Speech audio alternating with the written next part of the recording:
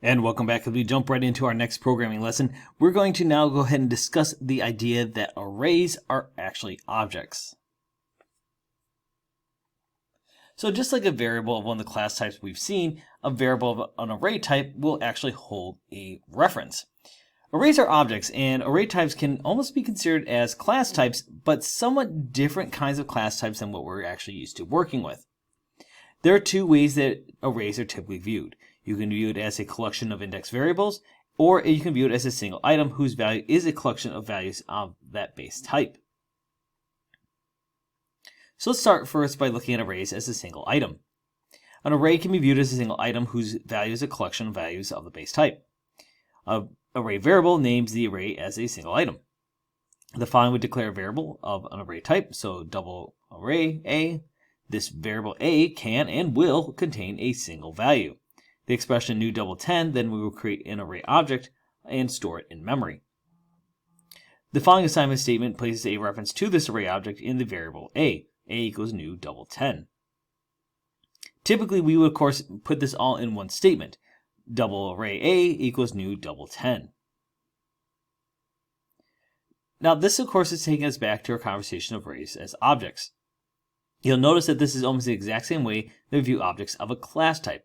We have like the class name, the class type with the name equals some new, and then the class type with open close parentheses. In Java, arrays are actually considered to be objects. Whenever Java documentation says that something applies to object, it means that it applies to arrays as well as objects of the class types we've seen up to this point. We'll eventually see examples of methods that can take arguments that may be objects of any kind. These methods will of course accept array objects as arguments as well as objects of ordinary class types. Now, let's go back to this idea of arrays as classes. Given that arrays are objects, it seems that one should view array types as classes, and we're going to continue to do so. However, though an array type double is a class, the syntax for creating an array object is different. To create an array, we'd use, of course, the following syntax. Double array A equals new double 10. You can view the expression new double 10 as an invocation of a constructor that uses a kind of non-standard syntax because, for example, we aren't using regular parentheses here. Instead, we're using these square brackets. As we've already seen, every array has an instance variable named length, which is a good example of viewing an array as an object because it has a public variable that we can manipulate. As with any other class type, array variables contain memory addresses or, as they are usually called in Java, references. So therefore, array types are reference types. Now that gives us back to this idea of arrays having index variables. Since an array is an object, you might be tempted to think of the index variables of an array such as a of 0, a of 1, and so forth as being instance variables of that object. This is a good analogy to kind of think about, but it's not quite true because index variables are not instance variables of the array. If you remember, we have one variable that we can manipulate, which is length. Index variables are special kind of variables that are much more particular to arrays. Arrays have this kind of unique property. Again, the only instance variable in an array that we actually have access to is the length instance variable.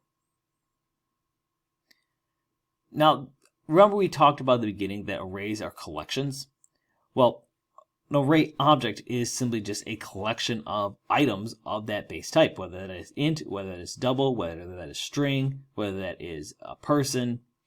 When you kind of view it as such, an array is an object that can be assigned with the assignment operator and therefore plugged in for a parameter of an array type.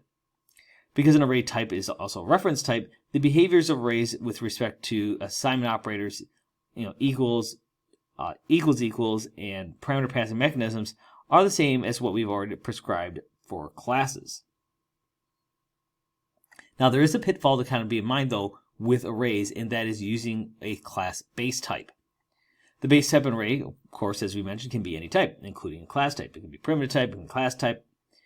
So let's look at this with the date class. And let's just say we have code as the following. Date array holiday list equals new date 20. This is going to create 20 index variables. Holiday list 0, holiday list 1, so forth, all the way up to holiday list 19. It's important to note that this has created 20 index variables of type date, but it does not create 20 objects of type date. The index variables are automatically initialized instead to null, not to an object of the date class itself. Like any other variable of type date, the index variables require an invocation of a constructor to using new to create an object.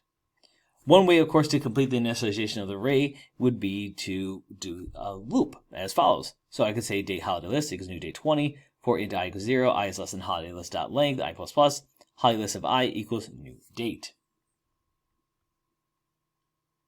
Now, if we don't have that for loop in there to actually finish initializing it, and we don't do anything that would be roughly equivalent, like maybe manually plugging it all in one line at a time, then when we run our code, we're undoubtedly going to get an error message saying, hey, there's a null pointer exception. And if you do not use new to create an object, an index variable like holiday list I is just a variable that names no object and hence can't be used as a calling object for any method. Whenever you are using an array with a class base type and you get an error message referring to a null pointer exception, it is very likely that your index variables do not name any objects and you need to add something such as the above for loop. So just as a super quick demonstration of what we're talking about, here I have created my own array of date objects. So I have date, list of dates, so that is an array that is size 10, and that is going to create 10 positions here within that array. And if I try to print this out, I'm just going to go ahead and print out the very first position. What do we expect is going to come out of this array? What is going to be the value? What is going to be the expected outcome? Well, if we go ahead and run this, we get null. And that proves the point that, yes, this is an object, but we haven't initialized it. So we would have, of course, to create that constructor. Now, if I were to come in here and just say list of dates at 0 equals new date, open close parenthesis, how's this going to change? Well, let's go ahead and run it again. You'll notice now I get January 1st, 1000. Now, that is initialized to a value. Very important thing to keep in mind here if you, of course, are using any kind of class type, because it's going to try to put it in as some value that is non-existent. If I were to do the same thing, though, with a primitive type, just for a demonstration, let's just create a quick int array and just call it this, how about list of ints, and I do a new int 5. And I say system.out.println list of ints at 0. What is going to be the output that happens here? Well, if you remember, int is not a class type. It is a primitive type. So when I run this again, you'll see we now get the value of 0 instead of the value of null, which will not cause the same issues as null, because remember, this is an actual value. Null actually means that there is no established reference, and when we don't have a reference, that means there's no value for it to point back to. So very important thing to keep in mind if you start working with any kind of array of a class type versus an array of a primitive type.